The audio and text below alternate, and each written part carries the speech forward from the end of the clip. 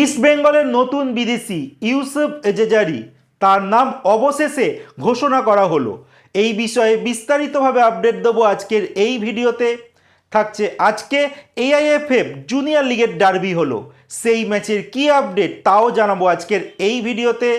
থাকছে Reliance foundation development লিগে আজকে খেলতে নেমেছিল মোহনবাগান দল, সেই ম্যাচের আপডেটও জানাবো আজকের এই ভিডিওতে। থাকছে বাংলা ফুটবল দল সন্তোষ ট্রফিতে কোয়ার্টার ফাইনালে কাদের বিরুদ্ধে খেলতে নামছে তারও আপডেট দেবো খেলার আরও আপডেটেড খবর। তার আগে প্রতিদিনের মতো বলবো, খেলার আপডেট খবর পাওয়ার জন্য আমাদের চ্যানেলটিকে সাবস্ক্রাইব করতে একদম ভুলো না। তো চলো শুরু করা যাক আজকের প্রথম আপডেট। আজকের প্রথম যে আপডেটটি দেবো নারী ফুটবল দলের আপডেট নিয়ে। এই মুহূর্তে সাফ অনূর্ধ্ব-19 চ্যাম্পিয়নশিপ চলছে, যেখানে শনিবার দিনকে ভারতীয় নারী ফুটবল দল অনূর্ধ্ব-19 তারা হারিয়ে দিয়েছে নেপালকে 1-0 গোলে।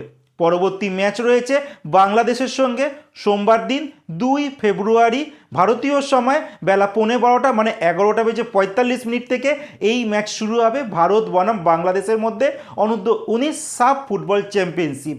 আর এই ম্যাচ তোমরা লাইভ দেখতে পারবে ইউটিউব থেকে। আমি যেই সময় খেলা শুরু হবে সেই সময় আমার ফেসবুক আর ইউটিউব পেজে তার লিঙ্ক দিয়ে দেবো, তোমরা সেখান থেকে গিয়ে দেখে নিতে পারো। এর পরের যে আপডেটটি দেব, ভারতীয় মেন্স অনূর্ধ্ব-17 ফুটবল দল আজকে রবিবার দিনকে একটা ফিফা ফ্রেন্ডলি ম্যাচ খেললো তাজিকিস্তানে অনূর্ধ্ব-17 ফুটবল দলের সঙ্গে। এর আগে একটি ফ্রেন্ডলি ম্যাচ হয়ে গেছে, যেখানে তাজিকিস্তানে অনূর্ধ্ব-17 ফুটবল দলকে ভারতের অনূর্ধ্ব-17 মেন্স ফুটবল দল 4-2 গোলে হারিয়ে দিয়েছিল। আর আজকের ম্যাচ গোল শূন্যভাবে কিন্তু শেষ হয়েছে। তোমাদের একটা কথা বলে দিই, এই তাজিকিস্তানের অনূর্ধ্ব-17 ফুটবল দল তারা কিন্তু এএফসি এশিয়ান কাপের মূল পর্বে খেলেছে, যেখানে তারা কোয়ার্টার ফাইনাল অবধি উঠেছিল। এছাড়া অনূর্ধ্ব-17 ফিফা ওয়ার্ল্ড কাপেও কিন্তু তারা পার্টিসিপেট করেছে। তো যথেষ্ট শক্তিশালী দলের বিরুদ্ধে কিন্তু ভারতীয় অনূর্ধ্ব-17 ফুটবল দল দারুণ ফুটবল খেলেছে। যাই হোক, এর পরের যে আপডেটটি দিতে চলেছি সন্তোষ ট্রফির আপডেট।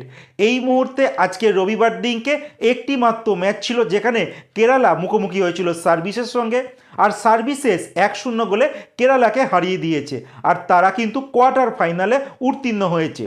যেখানে বাংলা ফুটবল দল আগামী 3 ফেব্রুয়ারি মানে মঙ্গলবার দিনকে তারা কোয়ার্টার ফাইনাল ম্যাচে মুখোমুখি হতে চলেছে এই সার্ভিসেস দলের সঙ্গে। এছাড়া রেলওয়ে ফুটবল দল তারা কোয়ার্টার ফাইনালে মুখোমুখি হবে রাজস্থানের সঙ্গে।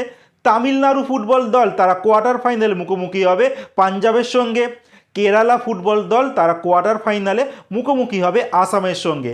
আসাম ফুটবল দল কিন্তু এই টুর্নামেন্টের হোস্ট। আর বাংলা আর সার্ভিসেসের মধ্যে এই 3 ফেব্রুয়ারি কোয়ার্টার ফাইনালে ম্যাচ সন্তোষ ট্রফি তোমরা লাইভ দেখতে পারবে ফিফা প্লাস অ্যাপসে দুপুর 2টো থেকে। এখান থেকে কিন্তু ফ্রিতে খেলা তোমরা দেখতে পারবে, এর জন্য কোনো চার্জ কিন্তু এই অ্যাপস নিচ্ছে না।